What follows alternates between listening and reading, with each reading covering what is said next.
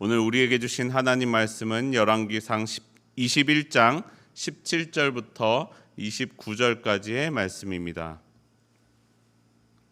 열왕기상 21장 17절부터 29절까지의 말씀입니다. 저와 여러분이 한 절씩 교독하겠습니다. 여호와의 말씀이 디셉 사람 엘리야에게 임하여 이르시되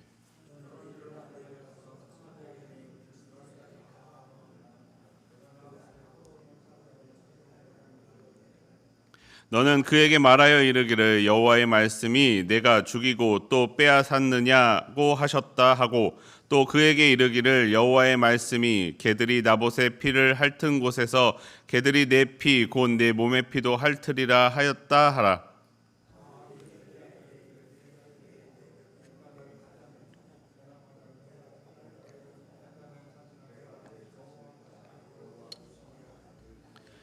여호와의 말씀이 내가 재앙을 내게 내려 너를 쓸어버리되 내게 속한 남자는 이스라엘 가운데 매인자나 노인자를 다 멸할 것이요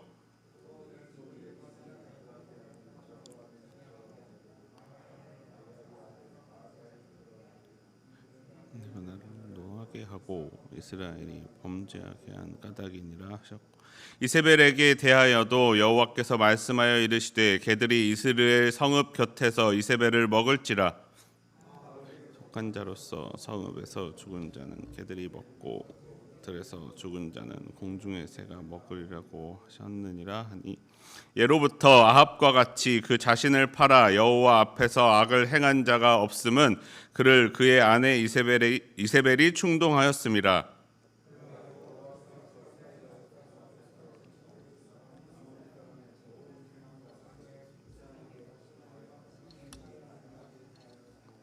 아합이 이 모든 말씀을 들을 때에 그의 옷을 찢고 굵은 배로 몸을 동이고 금식하고 굵은 배에 누우며 또 풀이 죽어 다니더라.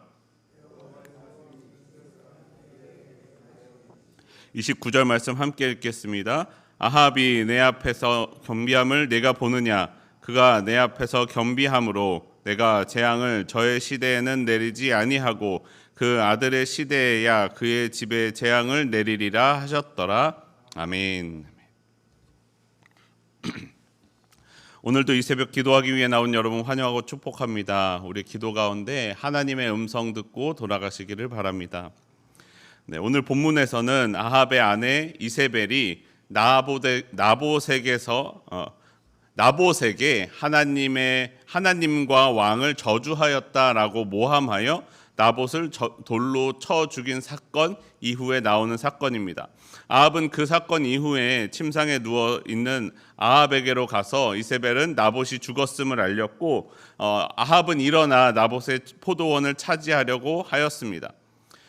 이세벨과 아합의 잘못을 많은 사람이 알고 있었겠지만 감히 누가 왕에게 그 잘못을 지적할 수 있었겠습니까? 하지만 여러분, 우리는 언제나 잊지 말아야 합니다. 아무리 내가 높은 자리에 있을지라도 그 위에 하나님이 계시다라는 것입니다. 하나님은 이런 아합의 잘못을 그대로 두고 보시지 않았습니다. 하나님께서 선지자 엘리야를 보내어 아합의 죄를 지적하셨습니다. 엘리야를 통하여 아합의 죄를 통한 결과를 보게 하셨습니다. 열왕기상 21장 20절 말씀입니다. 우리 함께 한 목소리를 읽어보겠습니다. 시작. 아합이 엘리야에게 이르되 내 대적자여 네가 나를 찾았느냐 대답하되 내가 찾았노라 네가 네 자신을 팔아 여호와 보시기에 악을 행하였으므로. 엘리야를 만난 아합이 이야기합니다. 내 대적자여 네가 나를 찾았느냐. 그러니까 엘리야가 대답합니다. 내가 찾았노라 네가 네 자신을 팔아 여호와 보시기에 악을 행하였다라고 말씀합니다. 만약에 아합이 자신이 죄가 없었다면, 찔리는 것이 없었다면 엘리야를 만났을 때 당당할 수 있었을 것입니다. 하나님의 선지자여 네가 나를 왜 찾아왔느냐, 나를 축복하기 위해 온 것이냐 아니면 저주하기 위해 온 것이냐라고 물었을 것입니다. 그 이유를 궁금해했을 것입니다. 하지만 자신이 잘못한 것이 있었기에 그것에 찔려서 엘리야를 보자마자 스스로 찔려 이야기합니다. 네가 내 대적자여 네가 나를 찾았느냐, 네가 죄를 지은 나를 대적하러 왔느냐. 공의의 하나님, 정의의 하나님이신 하나님의 선지자 엘리야를 보자 자신을 대적하러 왔음을 이미 아합은 알고 있었습니다. 그리고 여지없이 하나님은 엘리야를 통해 아합의 죄를 지적하셨습니다. 아합이 자신을 팔았다라고 말씀하십니다. 이것은 아합이 지은 죄가 어쩔 수 없어서 짓게 된 죄거나 모르고 지은 죄가 아니라 적극적으로 그 죄를 행했음을 말씀합니다. 죄를 적극적으로 행하여 죄의 노예가 되기를 스스로 자처하였다라고 말씀하고 있는 것입니다. 여러분, 오늘 본문의 내용을 보십시오. 아합이 엘리야를 만났습니다. 여러분, 이것이 아합에게 저주입니까? 축복입니까? 만약에 아합이 엘리야를 만나지 않았더라면 아무도 아합의 죄를 지적하지 않았을 것입니다. 그러면 아합은 마음 편하게 나봇의 포도원을 차지하고 그것을 누리며 살았을 것입니다. 하지만 엘리야가 나타났고 죄를 지적했으며 아합의 마음이 불편해졌습니다. 자신의 죄가 드러나게 되었습니다. 여러분, 그러나 그것이 하나님의 축복입니다. 죄가 드러나는 것이 하나님의 축복입니다. 죄가 아무리 감추어져 있어도 하나님의 심판대 앞에 갔을 때에는 드러나지 않는 죄가 없습니다. 감출 수 있는 것이 없습니다. 지금 드러나고 회개할 수 있는 기회를 얻는 것이 우리의 축복입니다. 하나님은 아합을 미워하셔서 엘리야를 보내신 것이 아니라 아합을 사랑하셔서 그리고 이스라엘을 사랑하셔서 그 죄를 징계하기 위하여 엘리야를 보내신 것입니다. 여러분, 그 입양된 자녀들 가운데 이러한 통계가 나온다고 합니다. 내가 언제 입양되었다는 것을 느끼는가? 그것은 아무도 부모님이 내 죄에 대하여 잘못에 대하여 지적하지 않을 때 자신이 입양되었다라고 느낀다고 합니다. 그리고 내가 언제 정말 자녀가 되었다고 느끼느냐? 부모님이 내 죄를 잘못을 지적할 때 그렇게 느낀다고 합니다. 여러분, 물론 제가 우리 많은 성도님들보다 나이가 적지만 저에게도 점점 그런 시간이 다가오는 것 같습니다. 나이가 점점 많아지고 직위와 직책이 올라갈수록 아무도 나를 혼내지 않는 때를 만나게 됩니다. 특히 나이가 많아질수록 다른 사람보다 더 위로 올라갈수록 그런 때가 있습니다. 다행히 감사하게도 저의 잘못을 지적해주는 아직 담임 목사님이 계시고 여러 어르신들이 계시지만 여러분, 우리가 점점 올라갈수록 그런 사람이 없어질 때 우리는 주의하여야 합니다. 나보다 높으신 하나님께 늘 나아가 내 삶을 돌아보아야만 합니다. 하나님께서 내 감추어진 잘못과 죄를 드러나게 해주시기를 기도하여야 합니다. 그것이 우리의 축복임을 생각해야 합니다.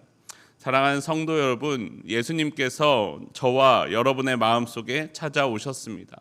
찾아오셔서 우리의 잘못을 드러나게 해주셨습니다. 내 죄를 드러나게 해주시는 예수님을 나의 마음에 모시고 살아가는 저와 여러분의 삶이 되기를 소원합니다. 그리고 그 예수님과 함께 내 마음속 깊은 곳까지도, 깊은 곳에 감추어진 죄까지도 주님의 빛이 비추어지고 드러나는 우리의 삶이 되기를 바랍니다. 그런데 오늘의 본문을 보시면 놀라운 일이 일어납니다. 열왕기상 21장 29절 말씀입니다. 29절 말씀 함께 한 목소리로 읽겠습니다. 시작. 아합이 내 앞에서 겸비함을 네가 보느냐?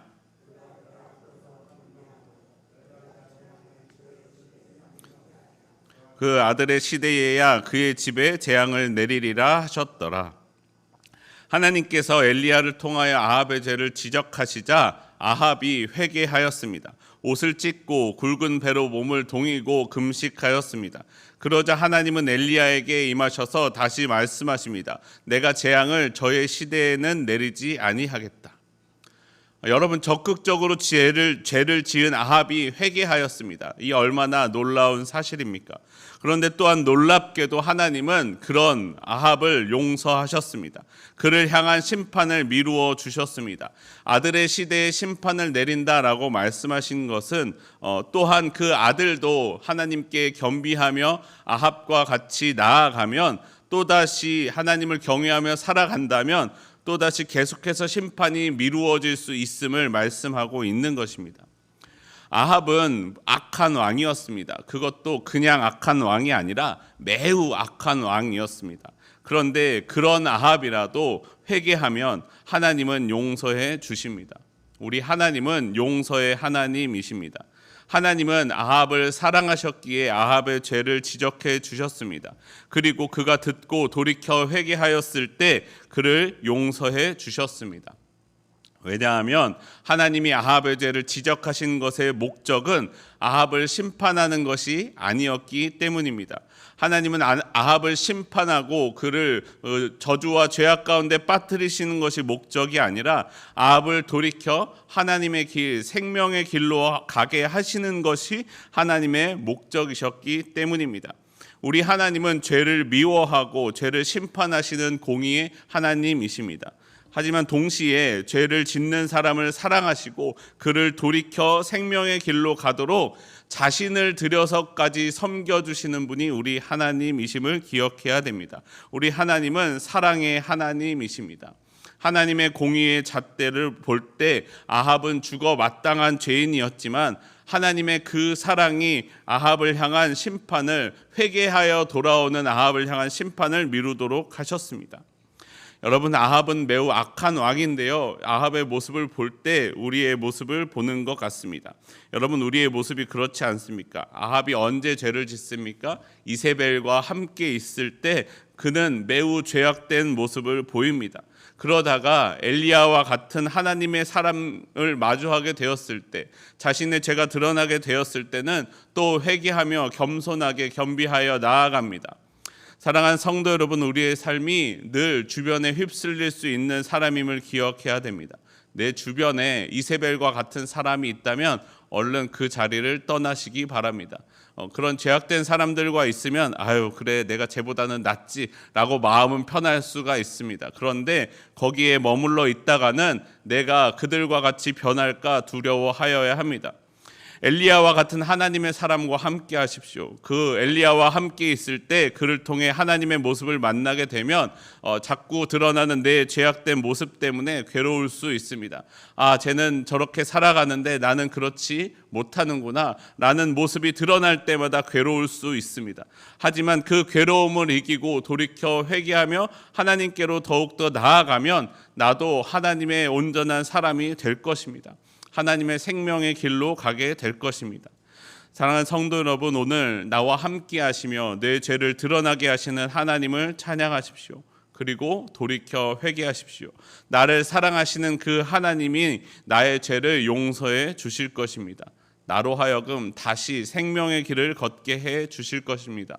오늘 나와 함께 하시며 내 안에 역사하시는 예수님을 마음에 모시고 함께 살아가는 저와 여러분의 삶이 되기를 바랍니다. 우리 함께 기도하겠습니다. 하나님, 오늘도 나를 찾아오셔서 나의 연약한 모습이 드러나게 하심에 감사합니다. 아버지 하나님, 내가 때로는 알면서도 적극적으로 죄를 지을 때도 있고 모르면서 모르는 척 죄를 지을 때도 있습니다. 하나님, 이런 나의 죄악된 모습들을 드러나게 하셔서 하나님의 빛을 내 삶에 비추어 주시옵소서. 아버지, 내가 그 드러난 죄를 주님께 가지고 나아갑니다. 회개하며 나아가오니 나의 죄를 용서하여 주시옵소서. 나로서는 내 구원을 이룰 수 없음을 믿으며 아버지, 내가 주님 앞에 내 죄를 들고 나아가오니 오늘 나의 죄를 용서하시고 덮어 주시옵소서. 내가 주님과 함께 이 세상을 살아가는 주의 자녀가 되게 하여 주시옵소서. 우리 주 예수 그리스도의 이름으로 기도합니다.